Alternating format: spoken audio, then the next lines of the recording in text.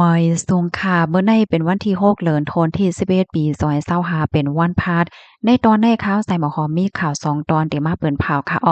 ตอนที่1ค่ะสมเด็จฮุนเส้นลาดว่าเป็ดสำวาไทยเตปิกหลานเป็นปากปีปากปีก็อัมมีลองตึกคึกสังต่อแคมโบเดียนะคะข่าวเงาเที่ยงตอนหนึ่งค่ะในกรณีของกงมีลองยืดเอาโคของเงินค้ำจุ่มเจื้ออันทางว่าเกี่ยวควางจอมจุ่มหยอกเหรียญจุ่มจะเพียนว่าจังไหน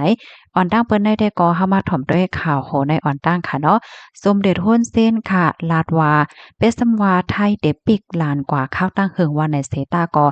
มีลวงมีพรตุ่มยอนสังตอนดาแคมโบเดียว่าจังไหนเมื่อวันที่5เดือนธันวาคมที่11ปี2025ในสมเด็จฮ้นเส้นค่ะไล่ออกมาเต็มต่างลาดว่าการทอนเคิงกองกลางเคิงใจตื้อออกเปิ้นตีปัญหาปฏิขาดเปิดตาเตลดยอมลองข้องคำวงกลางสอนจึงเมืองนั่นอันใดก็เป็นอันหมจมจ้อมแนวก้อยกาว่าอันไข่ย้อนลาดไข่ย้อนป่องเลี้ยงในปันพี่น้องก้นหวานก้นเมืองว่า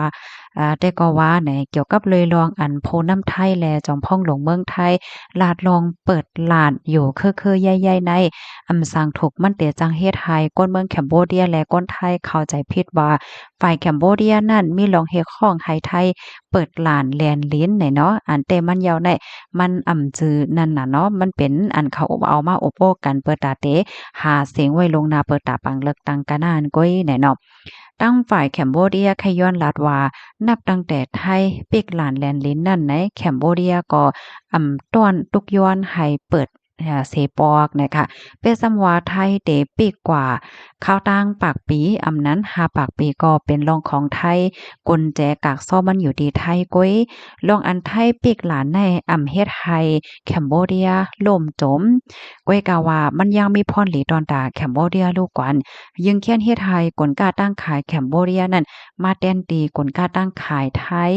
เฮ็ดให้เหมือนจังหนังปอกกาไม่ขายในปื้นที่แคมโบเดียเนี่ยก็ตื้อไหลเฮ็ดกลกาตั้งขายออกมาเฮ็ดให้กลกาตั้งขายของแคมโบเดียนั้น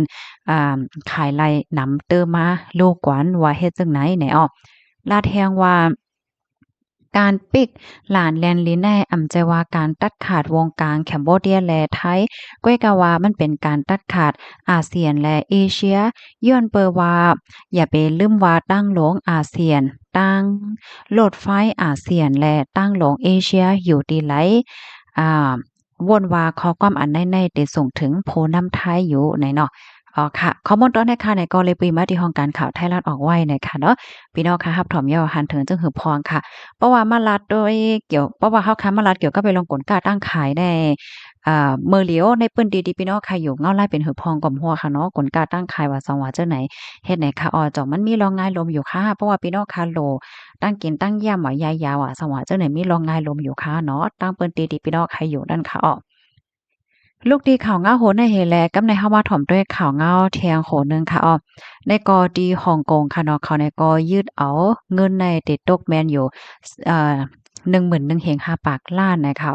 ในกอยุ่มยำว่าก้นเจ้าในมีรองเกี่ยวข้องกันดังอันเป็นจุ่มจับเฮียนเขาเฮ็ดไหนค่ะตั้งฝ่ายฮ่องกงไล่ออกมาเปิ้นเผาเมื่อวันที่4เดือนธันวาคมที่11ปี2025นั่นว่า ไล่ขับเขิงยึดเอาอันเป็นเงินขนาดตันเงินใน2เหง7ปาก50ล้านดอลลาร์ฮ่องกงค่ะเพราะว่าเป็นเงินไทยก็ได้ตกอยู่หมอก11,000เหง5ปากล้านบาทเฮ็ดจังไดอันนี้ก็เขายุ่มย้ำว่ามันมีรองเกี่ยวข้องกันตั้งจุ่มเหรียญตั้งออนไลน์ค่ะเนาะอันมีชื่อว่า Blitz Group ในก้นขับเคิงการโหนาผู้ป้องกันลงมาได้ก็จื้อฮ้องว่าเฉินจื้อเป็นก้นเหตุการณ์ป้ายมักมีเจ้าแขกแคมโบเดียเฮ็ดไหนคะPrince Group ใน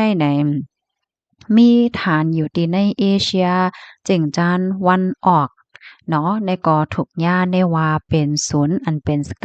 แกมเมอร์ใหญ่หลวงในเนาะเสียก็เอาก้นมาเหตุการณ์เหมือนหนังว่ามีลองแล่นมา5สัง5เสียก็เต็กใจให้เหตุการณ์เต็กใจให้เหรียญก้นปัดปื้นโต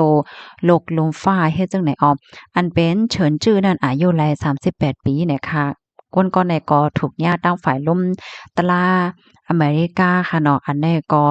ได้เรียกว่าจังหืออันเอาตั้งพิจารณาเอาตั้งพิดไว้เกี่ยวกับเลยลองเหรียญเหรียญตั้งออนไลน์ว่าจังหว่าจังไหนเฮ็ดให้นั่นน่ะเนาะ คอมบานี คอมพานีอันในมื้อเหลียวในขณะมีข่าวงาออกมาว่าคอมพานีฮ่องกงในตีเอมันในม18ตีเนี่ยค่ะอันนี้ก็ถูกญาติตั้งอเมริกันในขึ้นเป็นเส้นสายไม้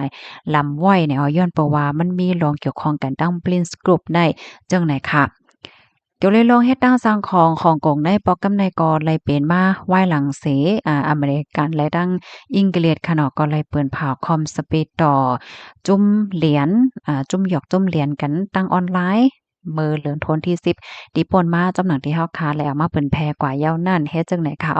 ปยกของการลงฝ่ายพันธะเงินต้องเนี่ยก็ยังลาเทียงว่าและก็เป็นรองเฮ็ดตั้งสร้างโปรแกรมใหญ่ในปอดตอนของเอเชียเจ๋งจ้านวันออกกวาลัยเฮ็ดจังไหนคะนะปยกมงจู้ก้นอันเกี่ยวข้องในตั้งเสียงตั้งบ่ได้แต่มีอยู่1ปากเศษ16ก็เนาะอันมีแนงสารอยู่ในจุ่มเจืออันของ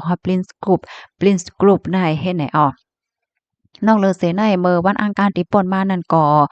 ตั้งฝ่ายไต้หวันเนี่ยก็ไล่กุมโตก้นที่อันลีทางเทิม25ก็ยก็ยึดไล่ป้าเงินอันเกี่ยวกับไปลอง Prince Group ในด้านเงินก็เสียจุด5แห่งล้านดอลลาร์ไต้หวันเนาะเพราะว่าเงินไทยเนี่ยก็ได้ตกอยู่4แห่ง7บาท34ล้านเฮ็ดไหนในนั้นก็ได้มีปากกาค่ะเนาะกาคือเข้มใน26ลำเฮิรนว่าแถวกองเงินอันมีไว้ดีในป่านว่าซองว่าเจ้านายเฮ็ดไหนค่ะตั้งฝ่ายสิงคโปร์ก็เหมือนกันค่ะเนาะไล่ยืดเอาโคขวางเงิน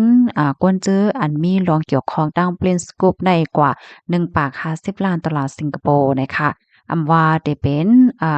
เฮิรนค่ะเนาะเฮิรนใน6ดีเฮิรนว่าเฮิรนเตอกว่าซองว่าเจ้าไหนนั่นน่ะเนาะแล้วก็เงินตีในป่านว่าแล้วก็เงินตรงเงินว่าเจ้าในป้าไหนค่ะคอมมอนตอนในก็ค่ะเลยเป็นมาดีห้องการข่าว CNA ออกไว้นะคะเฮาค่ะได้ฟังหันค่ะเนาะวายหลังเส